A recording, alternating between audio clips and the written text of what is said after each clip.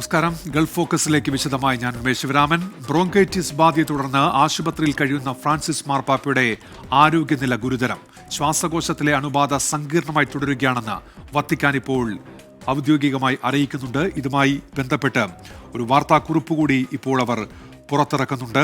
നിലവിലെ അവസ്ഥ സംബന്ധിച്ചാണ് അതിൽ വിശദീകരിക്കുന്നത്. അത് ക്രിട്ടിക്കലാണ് എന്ന് ആ വാർത്താക്കുറിപ്പിൽ പറയുന്നുണ്ട്. നേരത്തെ അറിയിച്ചതിനേക്കാൾ സ്ഥിതി ഗുരുതരം എന്നുള്ള തരത്തിലാണ് ഇപ്പോൾ വത്തിക്കാന്റെ വാർത്താക്കുറിപ്പ് പുറത്തു വരുന്നത്. ബ്രോങ്കൈറ്റിസ് ബാധയെ തുടർന്നാണ് ഫ്രാൻസിസ് മാർപ്പാപ്പയെ ആശുപത്രിയിലേക്ക് മാറ്റിയത്.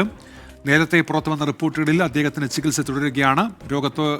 രോഗബാധയുമായി ബന്ധപ്പെട്ട് അദ്ദേഹത്തിന് നൽകിയ മരുന്നുകളോട് അദ്ദേഹം പ്രതികരിക്കുന്നുണ്ട് എന്നുള്ള തരത്തിലൊക്കെയായിരുന്നു പുറത്തു വന്ന വാർത്ത. ഇപ്പോൾ പി ജെയിംസ് ചേരുന്നുണ്ട് ഇന്റർനാഷണൽ ഡെസ്കിൽ നിന്നും.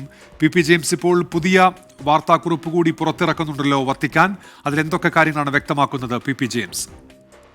ഉന്മേഷ്, മാർപ്പാപ്പയുടെ നില കഴിഞ്ഞ ദിവസങ്ങളിൽ അല്പം മെച്ചപ്പെട്ടിരുന്നു. പക്ഷെ ഇപ്പോൾ വരുന്ന വാർത്ത വീണ്ടും ഒരു ക്രിട്ടിക്കലായിട്ട് ആരോഗ്യസ്ഥിതി മാറുന്നുവെന്ന് തന്നെയാണ്. ബ്ലഡ് ട്രാൻസ്ഫ്യൂഷൻ നടത്തേണ്ടി വന്നു, രക്തമാറ്റം ചെയ്യേണ്ടി വന്നു, അതുപോലെ തന്നെ ശ്വാസതടസ്സമുണ്ട്. ഇന്നലത്തേക്കാൾ സ്ഥിതി മോശമായി എന്നുള്ള റിപ്പോർട്ടുകളാണ് വരുന്നത്. അപ്പൊ ക്രിട്ടിക്കൽ നിലയിലേക്ക് മാറുന്നു എന്ന തരത്തിലുള്ള റിപ്പോർട്ടുകളാണ് വരുന്നത്.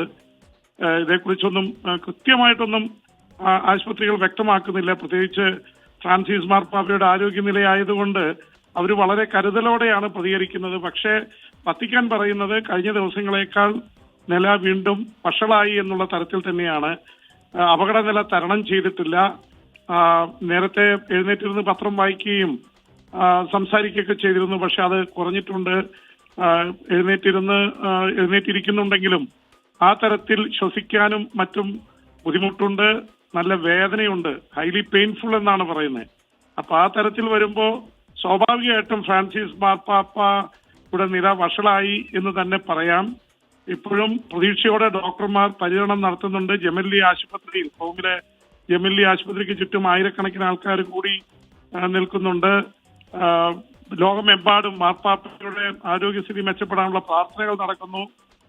എന്തായാലും ഇതിനെ അതിജീവിച്ച് മാർപ്പാപ്പ വരുമെന്നതിനെ കുറിച്ച് വത്തിക്കാൻ ഒന്നും പറയുന്നില്ല. ഉന്മേഷ്, ഇപ്പോഴത്തെ ഈ വാർത്താക്കുറിപ്പ് അതൊരു അസാധാരണ വാർത്താക്കുറിപ്പാണോ, അതോ കഴിഞ്ഞ ദിവസങ്ങളിൽ ഇതുപോലെ തന്നെ ഈ ആരോഗ്യനില പുറത്തറിയിക്കുന്നതിന് വേണ്ടി പതിവ് പോലെ ഇറക്കിയ ഒരു വാർത്താക്കുറിപ്പാണോ പി ജെയിംസ്?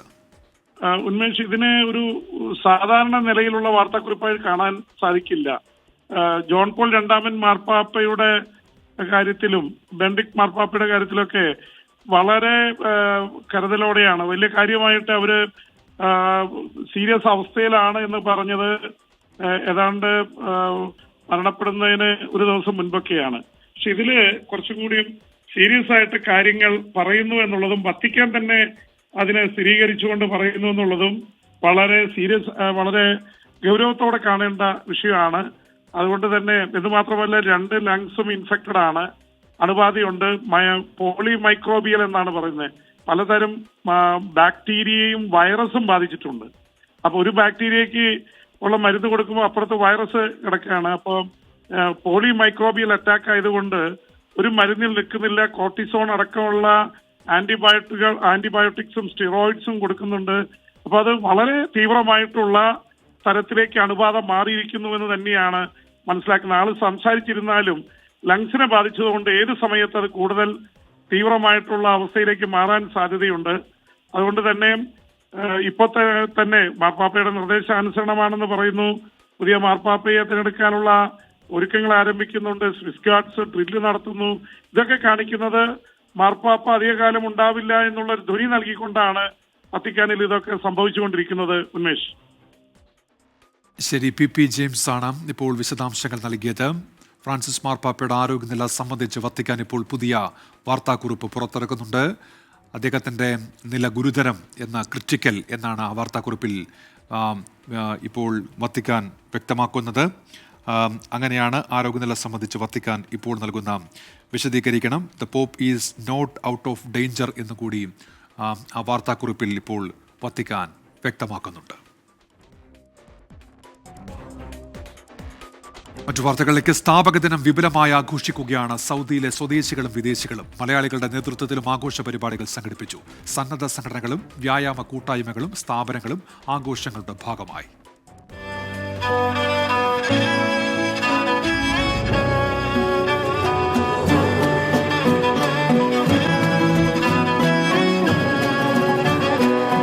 മൂന്ന് നൂറ്റാണ്ട് നീണ്ട ഐക്യത്തിന്റെയും ഒരുമയുടെയും സ്മരണ പുതുക്കുകയാണ് സൗദി അറേബ്യ. സൗദി സ്ഥാപക ദിനത്തോടനുബന്ധിച്ച് വിപുലമായ ആഘോഷ പരിപാടികളാണ് രാജ്യത്തുടനീളം നടന്നുകൊണ്ടിരിക്കുന്നത്. ലക്ഷക്കണക്കിന് മലയാളികൾക്ക് തൊഴിൽ നൽകുന്ന രാജ്യത്തിന്റെ സ്ഥാപക ദിനം മലയാളികളും ആഘോഷിക്കുകയാണ്. സന്നദ്ധ സംഘടനകളും കൂട്ടായ്മകളും സ്ഥാപനങ്ങളുമെല്ലാം ആഘോഷങ്ങളുടെ ഭാഗമായി. ജിദ്ദയിലെ മെക്സവൻ വ്യായാമ കൂട്ടായ്മയുടെ നേതൃത്വത്തിൽ രാവിലെ തന്നെ ആഘോഷം സംഘടിപ്പിച്ചു. പതിവ് വ്യായാമ പരിശീലനത്തിന് ശേഷമായിരുന്നു സ്ഥാപക ദിനാഘോഷം. ഖാലിദ് ബിൻ വലീദ് സ്ട്രീറ്റിൽ നടന്ന പരിപാടിയിൽ ഭാരവാഹികൾ സ്ഥാപക ദിനാശംസകൾ നേർന്നു. മാർച്ച് പാസ്റ്റും മധുര വിതരണവും വിവിധ ഗെയിമുകളും അരങ്ങേറി. മലയാളികളായ എല്ലാവരും ഈ ദിവസം ആഘോഷിക്കുകയാണ്. അപ്പോൾ ഒരു ഇന്ത്യക്കാരൻ മലയാളി എന്ന നിലയിൽ ഈ ഫൗണ്ടിംഗ് ഡേ നമ്മളിൽ എല്ലാവരും മലയാളി സമൂഹത്തിന് വളരെയധികം സന്തോഷവും അനുഭൂതിയും നൽകുന്ന ഒന്നാണ്. കുറെ മലയാളികളെ അന്നം തന്ന് ഊട്ടി അതിന്റെ പോറ്റമ്മയായി അതിന് എല്ലാ സംരക്ഷണവും അഭയവും തന്ന് ഈ രാജ്യം കുറെ മലയാളികളെ സംരക്ഷിക്കുന്നുണ്ട്. ഏതായാലും ഇതിൽ വന്ന എല്ലാ ആളുകളും ഈ രാജ്യത്തോടുള്ള ഐക്യദാർഢ്യവും കൂറും അതോടൊപ്പം ഈ രാജ്യത്തോടുള്ള അതിന്റെ ഒരു സ്നേഹവും കാണിക്കുന്ന രീതിയിലാണ് ഇന്നത്തെ ഈ ഒരു ഫൗണ്ടിംഗ് ഡേ ഞങ്ങൾ എല്ലാവരും ആഘോഷിച്ചത്. അഹമ്മദ് കുറ്റൂരിന്റെ അധ്യക്ഷതയിൽ നടന്ന പരിപാടി അബ്ദുറഹ്മാൻ പാമങ്ങാടൻ ഉദ്ഘാടനം ചെയ്തു. മുസ്തഫ മാസ്റ്റർ, KMA ലത്തീഫ്, ബഷീർ, അബ്ബാസ് ചെമ്പൻ തുടങ്ങിയവർ സംസാരിച്ചു. പൊതു അവധിയായതിനാൽ ഇന്ന് മലയാളി കൂട്ടായ്മകൾ പലതും വിനോദയാത്രകളും കലാകായിക പരിപാടികളും സംഘടിപ്പിച്ചിട്ടുണ്ട്. മെഡിക്കൽ ക്യാമ്പ്, മാരത്തോൺ തുടങ്ങിയവയും സംഘടിപ്പിച്ചു. 3-4 ദിവസങ്ങൾ നീണ്ടു നിൽക്കുന്ന ആഘോഷ പരിപാടികളാണ് സൗദിയുടെ വിവിധ ഭാഗങ്ങളിൽ ആസൂത്രണം ചെയ്തിരിക്കുന്നത്. അന്നം തരുന്ന നാടിന്റെ ആഘോഷങ്ങളിൽ സജീവമായി പങ്കെടുക്കുകയാണ് മലയാളികൾ ഉൾപ്പെടെയുള്ള വിദേശികൾ. ജലീൽ കണമകലം, 24 ജിദ്ദ. സൗദി സ്ഥാപക ദിനാഘോഷത്തിന്റെ ഭാഗമായി ലുലു സൗദി വാക്കത്തൺ സംഘടിപ്പിച്ചു. കായിക മന്ത്രാലയത്തിന്റെയും അൽക്കോബർ മുനിസിപ്പാലിറ്റിയുടെയും പിന്തുണയോടെ ന്യൂ കോർണിഷിൽ നടന്ന വാക്കത്തൺ ജനപങ്കാളിത്തം കൊണ്ട് ശ്രദ്ധേയമായിരുന്നു. സൗദി ഫൗണ്ടിംഗ് ദിനാഘോഷത്തിന്റെ ഭാഗമായി ലുലു സൗദി അൽക്കോബറിലെ ന്യൂ കോർണിഷിൽ ഒരുക്കിയ രണ്ടാമത് മാരത്തോണിലൂടെ എഴുതി ചേർത്തത് മറ്റൊരു ചരിത്രം. കായിക മന്ത്രാലയത്തിന്റെയും അൽക്കോബാർ മുനിസിപ്പാലിറ്റിയുടെയും പിന്തുണയോടെ അൽക്കോബാറിലെ ന്യൂ കോർണിഷിൽ നടന്ന 3 കിലോമീറ്റർ നീണ്ട വാക്കത്തോൺ ജനപങ്കാളിത്തം കൊണ്ട് ശ്രദ്ധേയമായിരുന്നു. ചരിത്രപരമായ കൈത്തൊഴിലുകൾ സംരക്ഷിക്കുക എന്ന ആശയം കൈക്കൊണ്ടായിരുന്നു ഈ വർഷത്തെ വാക്കത്തോൺ സംഘടിപ്പിച്ചത്. സൗദി അറേബ്യയുടെ സമ്പന്ന സാംസ്കാരിക പൈതൃകത്തെ പ്രതീകപ്പെടുത്തുന്ന സാഫി എന്ന മാസ്കോട്ടും പരിപാടിയിൽ ഏറെ ശ്രദ്ധയാകർഷിച്ചു. കായിക മന്ത്രാലയ പ്രതിനിധി താരിഖ് അൽ ഖത്താനിയാണ് റേസിംഗ് പിസ്റ്റോൾ ഷോട്ട് ഉപയോഗിച്ച് മാരത്തോണിന്റെ ഫ്ളാഗ് ഓഫ് നിർവഹിച്ചത്. പരമ്പരാഗത അറബിക് നൃത്തമായ അർദ, സീഷോ, സ്വേപൂൾ ഡാൻസ് എന്നിവയെല്ലാം ആഘോഷങ്ങളുടെ മാറ്റുകൂട്ടി. വാക്കത്തോണിൽ പങ്കെടുക്കാനായി എത്തിയവർക്കെല്ലാം ലുലു ഗ്രൂപ്പ് സൗജന്യ കിറ്റുകളും ഗുഡി ബാഗും വിതരണം ചെയ്തു. വാക്കത്തോണിൽ പങ്കെടുത്ത കുട്ടികളും മുതിർന്നവരുമെല്ലാം ഏറെ സന്തോഷത്തിലായിരുന്നു. ഇവർക്ക് പറയാൻ ഏറെയുണ്ട്. നല്ല അടിപൊളി എക്സ്പീരിയൻസ് ആയിരുന്നു. മക്കളും ഞങ്ങളൊക്കെ ഈക്വലി എൻജോയ് ചെയ്തു. നല്ലൊരു എക്സ്പീരിയൻസ് ആയിരുന്നു നമുക്ക്. It was A tremendous experience. രാവിലെ തന്നെ ഇങ്ങനെ ഒരുപാട് രാജ്യങ്ങൾ ഉള്ള ജനങ്ങൾ ഒന്നിച്ചിട്ട് നടക്കുക എന്ന് പറയുന്നത് തന്നെ വലിയ അനുഭൂതിയാണ്. ഇത് സംഘടിപ്പിച്ച ലുലുവിന് thank you so much. Saudi national ഡേയോടനുബന്ധിച്ച് നടത്തിയ പരിപാടി പങ്കെടുക്കാൻ പറ്റിയതിൽ ഒരുപാട് സന്തോഷമുണ്ട്. ഇതിന് സംഘാടകരായ ലുലുവിന് ആശംസകൾ അർപ്പിക്കുന്നു. വളരെ രസകരമായിരുന്നു. ഞങ്ങൾ എല്ലാവരും നല്ലൊരു എൻജോയ്മെന്റ് ആയി. Thank you Lulu. നല്ല മോട്ടിവേഷൻ ആയിരുന്നു. ഇടയ്ക്കിടയ്ക്ക് ഡാൻസും പാട്ടും. It was A good climate and we enjoyed a lot. വർഷത്തേക്ക് വേണ്ടി ഞങ്ങൾ വെയിറ്റ് ചെയ്യണം. വളരെ നല്ലതായിരുന്നു, അടിപൊളിയായിരുന്നു, എൻജോയ് ചെയ്തു. നല്ല അടിപൊളി പ്രോഗ്രാം ആയിരുന്നു. നമ്മൾ ഫാമിലി ആയിട്ടാണ് എല്ലാവരും കൂടെ വാക്കിങ്ങിന് വന്നത്. ഒരു thank you Lulu. Enjoy and good for health. Thanks for Lulu. അടിപൊളിയായിരുന്നു, നല്ല രസമുണ്ട്. നല്ല പരിപാടിയായിരുന്നു. നല്ല വാക്കത്തോൺ നല്ല ഉഷാറായിട്ട് പോയിട്ടുണ്ട്. എല്ലാവരും ഭയങ്കര എൻജോയ് ചെയ്തിട്ടുണ്ട്. താങ്ക്സ് ലുലു. പുതിയൊരു അനുഭവം സമ്മാനിച്ച സൗദി ലുലുവിനോട് നന്ദി വാക്കി ചൊല്ലാനും ഇവർ മറന്നില്ല. ലുലു സൗദി ഡയറക്ടർ ഷഹീ മുഹമ്മദ് വാക്കത്തോണിന്റെ പ്രാധാന്യത്തെക്കുറിച്ച് ജനങ്ങളുമായി പങ്കുവച്ചു. Lulu management executive manager Mohammed Ahmed Abdul Jaleel Bubaishat, administration manager Sayyid Al Subai, കിഴക്കൻ പ്രവിശ്യയിലെ Lulu regional director Moins Nooruddin, Riyadh regional director Hathim Musthansir എന്നിവരും പരിപാടിയിൽ സംബന്ധിച്ചു. നല്ല നാളേക്കായുള്ള ആരോഗ്യത്തിനോടൊപ്പം തന്നെ സാംസ്കാരികതയും കൂടെ ചേർത്ത് പിടിക്കുന്ന ഒരു അത്യപൂർവ സംഗമം കൂടിയായി മാറി ലുലു മാരത്തോൺ. സൗദി ലുലു സംഘടിപ്പിച്ച രണ്ടാമത് മാരത്തോൺ സൗദിയിലെ കിഴക്കൻ പ്രവിശ്യ സ്വീകരിച്ചത് 2 കൈയും നീട്ടി. എല്ലാം കഴിഞ്ഞ് ഒടുവിൽ തിരിച്ചു പോകുമ്പോൾ ഇവർക്ക് പറയാനുള്ളത് വീണ്ടും കണ്ടുമുട്ടാം, അടുത്ത തവണ വീണ്ടും ഇതേ അൽഖോബാറിന്റെ ഈ കടൽ തീരത്തെന്ന്. Cameraman മുബാറക്കിനോടൊപ്പം സുബൈറുദ്ദീനൂർ, 24 Dammam. സ്ഥാപക ദിനം ആചരിക്കുന്ന സൗദി ജനതയ്ക്ക് ആശംസകൾ അറിയിച്ച് Shafi Parambil M P. ദമാമിലെ Al Khobar OICCയുടെ വാർഷികാഘോഷ പരിപാടിയായ വിസ്മയ സന്ധ്യയിൽ മുഖ്യാതിഥിയായി എത്തിയതായിരുന്നു ഷാഫി പറമ്പിൽ എം പി. പ്രവാസി മലയാളികളുടെ പോറ്റമ്മ കൂടിയായ സൗദി അറേബ്യ എന്ന രാജ്യം ചരിത്രത്തിന്റെയും പാരമ്പര്യത്തിന്റെയും ഓർമ്മകൾ പുതുക്കി ഒരിക്കൽ കൂടി സ്ഥാപക ദിനം ആചരിക്കുന്ന ഈ ദിനത്തിൽ തന്നെ സൗദിയിലെത്താൻ കഴിഞ്ഞതിൽ സന്തോഷമുണ്ടെന്ന ആമുഖത്തോടെയാണ് ഷാഫി പറമ്പിൽ എം പി ദമാമിലെ മാധ്യമപ്രവർത്തകരുമായുള്ള കൂടിക്കാഴ്ച ആരംഭിച്ചത്. ഏതാണ്ട് 10-15 ലക്ഷത്തോളം മലയാളികൾക്ക് ഇത് രണ്ടാമത്തെ വീടാണ്. അവരെയും അവരുടെ കുടുംബത്തെയും നമ്മുടെ നാടിനെയും ഒക്കെ അവരധ്വാനിച്ച് നോക്കുന്നത് ഈ നാട്ടിൽ നിന്ന് ജോലി ചെയ്താണ്. ഏതാണ്ട് അതിൻ്റെ ഇരട്ടിയോളം ആളുകൾ മൊത്തത്തിൽ ഇന്ത്യ മഹാരാജ്യത്തിൽ നിന്ന് ഈ നാട്ടിൽ ജോലി ചെയ്ത് ജീവിക്കുന്നുണ്ട്.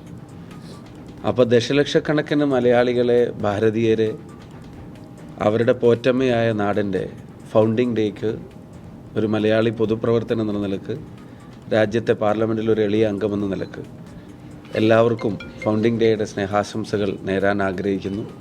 ദശലക്ഷക്കണക്കിന് വരുന്ന ഇന്ത്യക്കാർ, 15 ലക്ഷത്തോളം വരുന്ന മലയാളികൾ, ഇവർക്കെല്ലാം തൊഴിലും ശമ്പളവും പരിഗണനയും നൽകുന്ന ഈ രാജ്യത്തോടും ജനങ്ങളോടും ഇന്ത്യക്കാർ എന്നും കടപ്പെട്ടവരാണ്.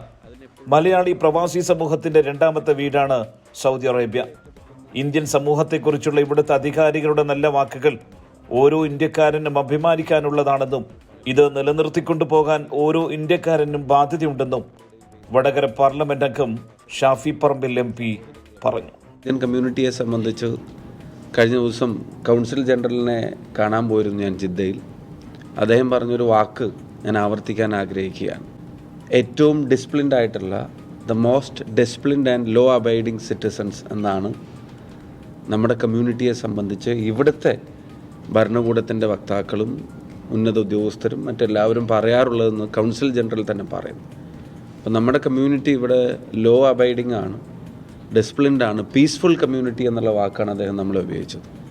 അപ്പോൾ നാടിന് തന്നെ സൽപ്പേരുണ്ടാക്കുന്ന തരത്തിൽ ഇവിടെ അധ്വാനിച്ച് ഈ നാടിൻ്റെ വളർച്ചയിൽ മുഖ്യമായി പങ്കുവഹിച്ചിട്ടുള്ള നമ്മുടെ ആളുകൾക്കും ഈ നാട് കെട്ടിപ്പടുത്തതിൻ്റെ പിന്നിൽ നമ്മുടെ ഭാരതീയരായിട്ടുള്ള അതുപോലെ തന്നെ മലയാളി സമൂഹത്തിനും വലിയ പങ്കുണ്ട്. സുബൈറുദ്ദീനൂർ, 24 ദമാം. തിരികെ ഗൾഫ് ഫോക്കസിലേക്ക്. Kerala social and cultural association Bahrain Mannam Jayanti ആഘോഷിച്ചു. ഇന്ത്യൻ സ്ഥാനപതി വിനോദ് കെ ജേക്കബ് മുഖ്യാതിഥിയായിരുന്നു. KSCA ഏർപ്പെടുത്തിയ അവാർഡുകളും ചടങ്ങിൽ സമ്മാനിച്ചു. ബഹ്റൈൻ ഇന്ത്യൻ ക്ലബ്ബിൽ നടന്ന Kerala social and cultural association Mannam Jayanti ആഘോഷത്തിൽ ബഹ്റൈനിലെ ഇന്ത്യൻ സ്ഥാനപതി വിനോദ് കെ ജേക്കബ് മുഖ്യ അതിഥിയായി പങ്കെടുത്തു. KSCA പ്രസിഡന്റ് രാജേഷ് നമ്പ്യാറിന്റെ അധ്യക്ഷതയിൽ നടന്ന സമ്മേളനത്തിൽ പുതിയ ഭരണസമിതിയുടെയും ലേഡീസ് വിംഗിന്റെയും സ്ഥാനാരോഹണ ചടങ്ങുകളും നടന്നു. ഭാരത കേസരി മന്നത്തു പത്മനാഭന്റെ സ്മരണാർത്ഥം നൽകുന്ന മന്നം അവാർഡ് ബഹ്റൈനിലെ വ്യവസായിയും ജീവകാരുണ്യ പ്രവർത്തകനുമായ ഡോക്ടർ KS മേനോന് ഇന്ത്യൻ അംബാസിഡർ ചടങ്ങിൽ സമ്മാനിക്കുകയും ചെയ്തു.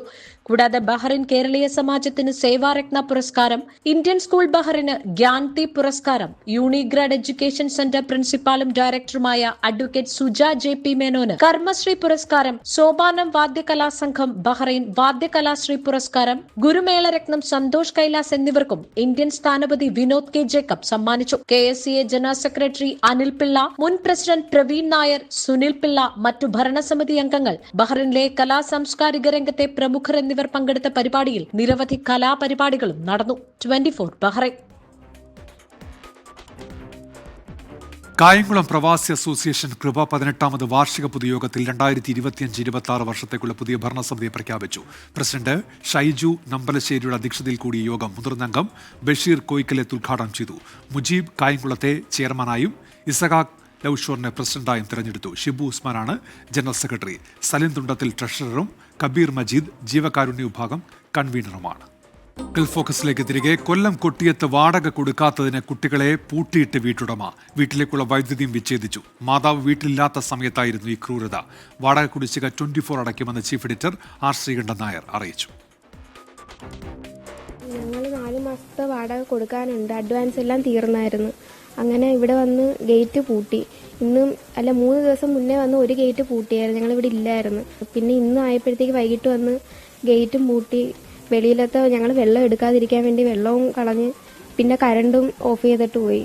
ഇന്ന് വൈകുന്നേരം 6 മണിക്കാണ് 4 മാസത്തെ വാടക കുടിശ്ശിക നൽകാനുണ്ടെന്നാരോപിച്ച് വീട്ടുടമ 5 വയസ്സും 17 വയസ്സുമുള്ള കുഞ്ഞുങ്ങളെ വീടിനുള്ളിൽ പൂട്ടിയിട്ടത്.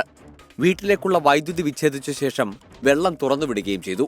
കുട്ടികളുടെ മാതാവ് വീട്ടിലില്ലാത്ത സമയത്താണ് സംഭവം. രോഗിയായ മാതാവ് വാടക കൊടുക്കാൻ പറ്റാത്ത സാഹചര്യത്തിലായിരുന്നു. സഹായം തേടി ലുലു ഗ്രൂപ്പ് ചെയർമാൻ MA യൂസഫലിയെ കാണാനായി മാതാവ് തൃശൂരിലേക്ക് പോയ സമയത്താണ് വീട്ടുടമയുടെ ക്രൂരത. കുട്ടികളുടെ ദുരിതം 24 പുറംലോകത്തെത്തിച്ചു. പിന്നാലെ വാടക കുടിശ്ശിക 24 അടയ്ക്കുമെന്ന് ചീഫ് എഡിറ്റർ ആർ ശ്രീകണ്ഠൻ നായരുടെ പ്രഖ്യാപനം. ഒരു കാര്യം ചെയ്യുക, ഇപ്പൊ എത്ര മാസത്തെ വാടക കൊടുക്കാനുള്ളത്? ഇപ്പൊ 4 മാസത്തെ കൊടുക്കാനുണ്ട്. അപ്പം അദ്ദേഹത്തിന്റെ വീട് എവിടെയാ? വീട്ടുടമസ്ഥന്റെ വീട് അടുത്ത് തന്നെയാണോ? കൊട്ടിയത്താ. കൊട്ടിയത്തെ വീട്ടുടമസ്ഥന്റെ 4 മാസത്തെ വാടക നമ്മുടെ ഓഫീസിൽ നിന്ന് അടയ്ക്കുമെന്ന് പറഞ്ഞേക്കൂ കേട്ടോ. നിങ്ങളിവിടെ സന്തോഷമായിട്ടിരിക്കുക. ബാക്കി കാര്യം നമുക്ക് പിന്നീട് നോക്കാം. 24 നന്ദി പറഞ്ഞ് മാതാവും കുട്ടികളും. കുട്ടികളെ പൂട്ടിയിട്ട സംഭവത്തിൽ കൊട്ടിയം പോലീസ് തുടർ നടപടികൾ സ്വീകരിക്കും. ആർ അരുൺരാജ്, 24, കൊല്ലം.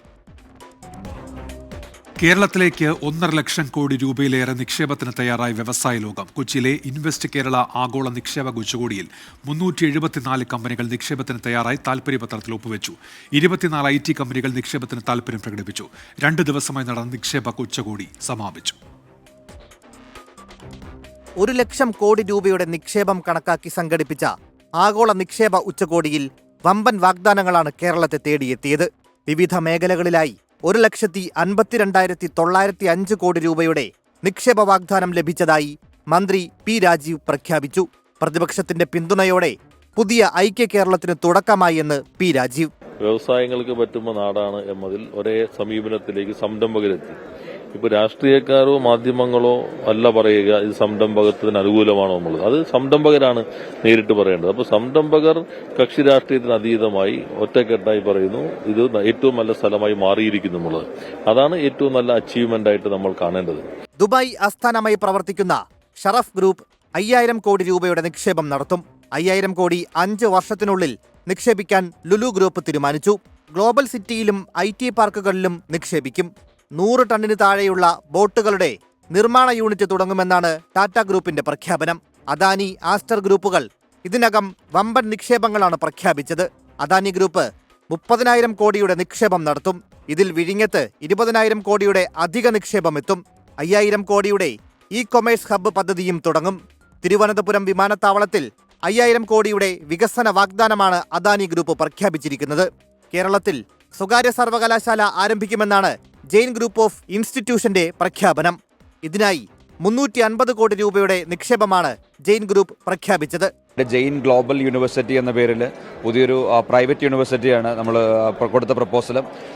5 വർഷം കൊണ്ട് കേരളത്തിൽ 5 ക്യാമ്പസുകൾ, കോഴിക്കോട് മെയിൻ ക്യാമ്പസ്, അതുപോലെ തൃശ്ശൂർ, കോട്ടയം, കണ്ണൂർ, തിരുവനന്തപുരം ഇങ്ങനെ 5 ക്യാമ്പസുകൾ 350 കോടി രൂപയുടെ ഇൻവെസ്റ്റ്മെന്റാണ് ജെയിൻ പ്രപ്പോസ് ചെയ്യുന്നത്.